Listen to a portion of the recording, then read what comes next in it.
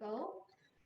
And here there are two particular paints that I'm going to use. And one is burnt amber, or it's just dark brown color, and one is violet. And for experienced artists, choose any colors that you want to mix up the dark colors, okay? And for watercolor, you will notice that I have a lot of dried up paint on my palette. And if it's light color, that's okay. But to get the dark color dark, in addition to using my left hand from time to time, I really need primarily fresh paint, fresh pigment from the tube. So if you have any dark color that's dried up on your palette, that's probably not going to be dark enough. So get some new paint. Just squeeze out maybe a pea size, so that because it dries, you don't have to have a lot. That should be good enough.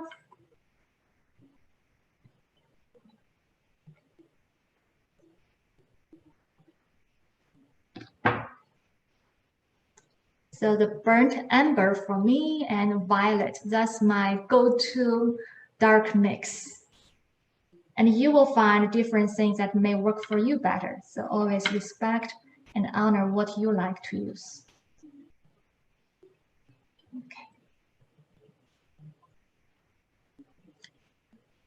And for light colors, it's just come back to its normal color. So I don't mind if it's dry or not. Okay, so everyone, if you are experienced artist, you're welcome to start on your own. If you would like to see how I'm painting this eye, I'm going to start a demo right now. So everyone, yes. Okay, ready? Are we ready to do this? Okay. So for me, as you can see, I have done a little half face of the eye already. And I'm going to use this time a smaller brush. So normally I use this bigger brush, but this time I'm using smaller brush because this eye is not too big and there's detail I want to work on it. So I'm choosing a smaller brush. And I'm wetting it in the water.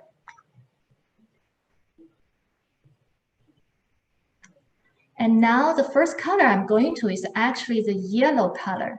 Yellow color, it will become the playground for other colors to come in. Remember in the very beginning, we did all the water, then we drop in colors, and that's so fun, right?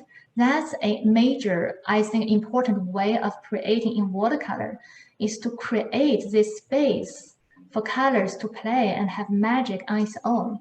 That feminine way of creating, have a space, create space. So basically, what I'm doing is now let me rotate my camera. Rotate my, yes. Here you can see I'm making a puddle of yellow color. So it's just water, yellow water. And next, I'm coming to my paper. Then if you are new, I would ask for you to just watch and not to try to follow because there's just going to be a lot going on. Just watch first and notice that and then go on your own. So, all right. So now first with the yellow water on my paper, on my brush, I'm drawing this outline. This outline of this eye first. Then I'm drawing out also, leaving out a part for the highlight. See that? And for the rest, I'm gently, really gentle using my brush and just cover it with the yellow color. Now I can just rinse the color off or not, but however you do, this time I'm going to have less water because I want more of the concentration. So I'm just dabbing my brush and release any excess water. Next, I'm going to pick up some of that burnt amber. Right? Oh, where did my burnt amber? Okay, it's here. Okay, some burnt amber. Oh, let's see. Okay, some burnt amber and a little touch of the violet. And that's right on my tip, I mean the tip of my brush. So now I come in for everywhere that I see that's dark. Anything that I see that's dark, like the tops of the eye, and then this shape, this, I don't know what you call it, pupil? It's really big. He has such a big, beautiful eye. So okay, just like, oops, sorry, I think it stops. Okay, there you go. So yes, sorry, it's just stopped working. Yes, and now also on the bottom, continue with whatever paints are still left there, and touch that in the yellow water. And notice, because there's already yellow there, the colors should fuse naturally out. It's not should be hard line since you're working with water. Yes, great. So I'm actually really liking this already. So what I want to do next is actually rinse off my brush again and to have clear water. Now I want to come here to soften.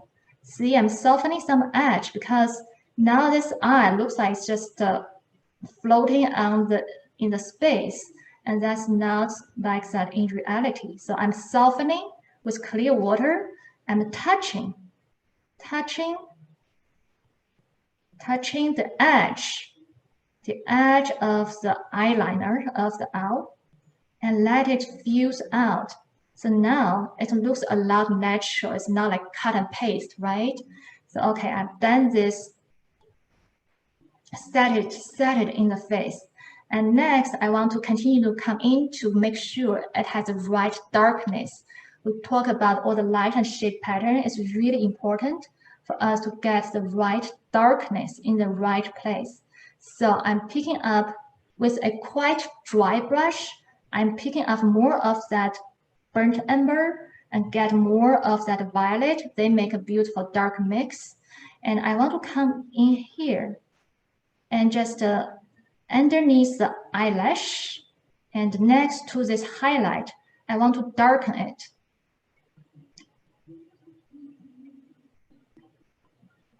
Okay, but not all the way because that would look fake. So I'm only darkening certain area and leave some area that's having that beautiful edge that's softened. And I'm darkening what I see that's really dark in the reference photo. So yeah, this really painting is just puts the right darkness at the right place. And you're getting this light and shade pattern and just makes your art so convincing. Okay, all right. And I see some darkness under the eyes. I'll just get it a little more. So this is basically, I'm pretty happy with how this eye is turning. Just soften it a little bit more. And soften all the edge where I don't want to have a hard edge. Hard edge will stand out to you and just squeeze at you. Look at me, that's a hard edge does. And there are places like this highlight of the eye, I want it. But there are places like right here, I want to soften it. Yeah, just soften it, it instantly becomes much more natural. And here another trick, I'm going to have again some clear water and just to lift some colors. Lift some colors. And that will again give it a really natural pattern once it's drying. So now look at this eye and my reference photo and see what's missing. I think here needs a little bit more of the darkness to match my reference, that light and shade pattern. So I'm not really matching the detail, but I do match the light and shade pattern because that's how we experience. We're experiencing light and shade first before we experience any features and details. Okay, yeah. So this is, yes, I think this is good enough. I will stop here and I have more of the half completed face of the owl here, and you are welcome to do whatever. If you are more advanced, continue to grow your art. If you are new, and just try to paint the eye.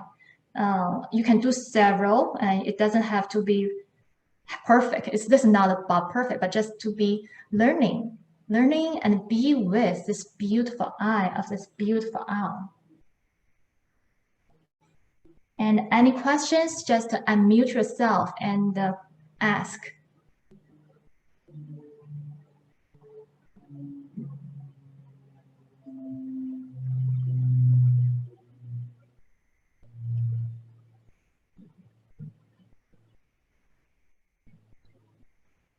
Okay, very nice. I see everyone is working and painting. That's great.